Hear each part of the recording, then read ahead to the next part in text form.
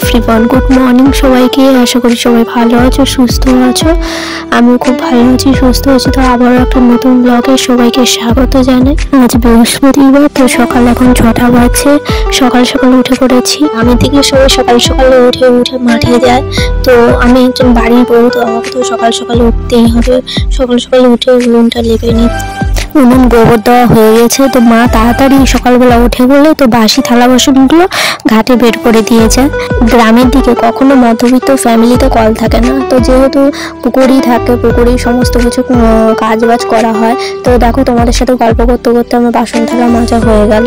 কাল রাত্রেবেলা রান্না করা হয়নি, তো যেহেতু অল্প ভাত ছিল, তো মা বললো যে আজকে থাক, আর রান্না করতে হবে না, কালকে সকাল সকাল ভাত বসিয়ে দেবে।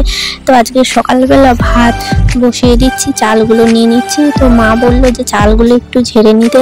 তো আমি কখনোই কুলোতে করে চাল ঝাড়িনি, বিয়ের পরে এসেই ঝাড়ছি কুলে করে চাল। আমি ঝাড়তেই পারি না, তবুও চেষ্টা করছি চালগুলো ঝাড়তে। তোমাদের সাথে গল্প করতে করতে চালগুলো ঝাড়া হয়ে গেছে। তো চালগুলো এবারে হাঁড়িতে তুলে নিই।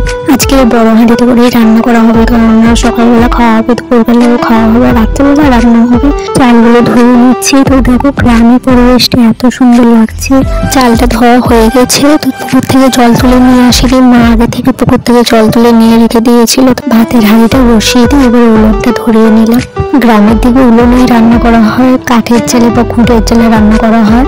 তো আমার শ্বশুর বাড়িতে উনুনেই রান্না করি, গ্যাসেতে রান্না করি না। তো গ্যাসে রান্না করলে অনেক টাইম লাগে। তো সকালের জন্য আলু ভাতে দিচ্ছি, মানে আলুটা ছাড়িয়ে নিচ্ছি। তো যখন মাখাবো তখন কোনো সমস্যা হবে না। তো নতুন আলু, তো ওই জন্য ঝালটা একটু পাতলা, তাই ছাড়িয়ে নিলাম।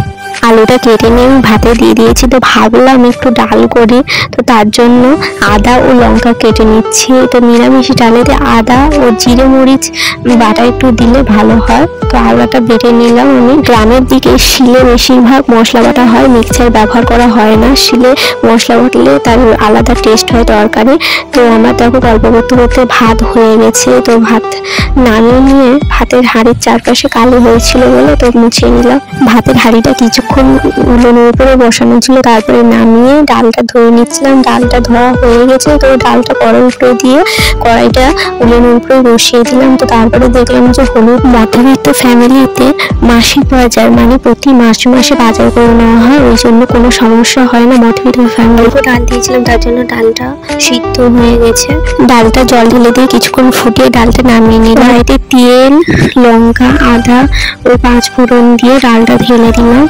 ডাল আমার কমপ্লিট হয়ে গেছে। ডাল আমার হয়ে গেছে। তো ডালটা ঢেলে দিয়ে ঘর দাবারগুলো ঝাড় দিয়ে নিলাম। তারপরে কিছু থালা বাসন ছিল, সেগুলো গুছিয়ে নিলাম।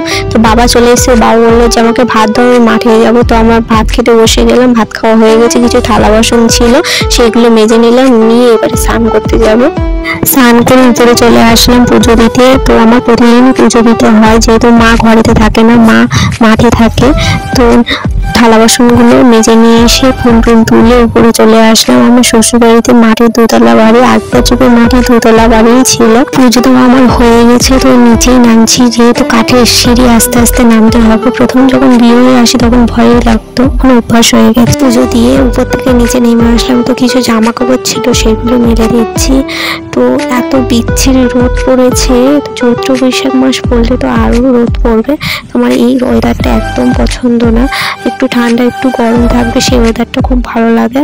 সকালবেলা যেহেতু ডাল আর আলু ভাতে দিয়ে ভাত খাওয়া হয়েছে, তো দুপুরবেলা কিছু করতে হবে, তার জন্য মা বললো যে উচ্ছে আলু কেটে ভাজা করো। তো মধ্যবিত্ত ফ্যামিলিতে প্রতিদিনই চিন্তা যে কি রান্না হবে।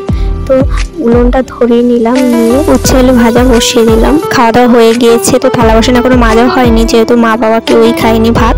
তো আমি খেয়ে নিয়েছি। খেয়ে নিয়ে এবার একটু ভিডিও এডিট করতে বসবো। তো ভিডিওটা যদি ভালো লেগে থাকে লাইক কমেন্ট শেয়ার অবশ্যই করে দিও। এবার পরের ব্লগ ভিডিওতে তোমাদের দেখা হচ্ছে। টাটা।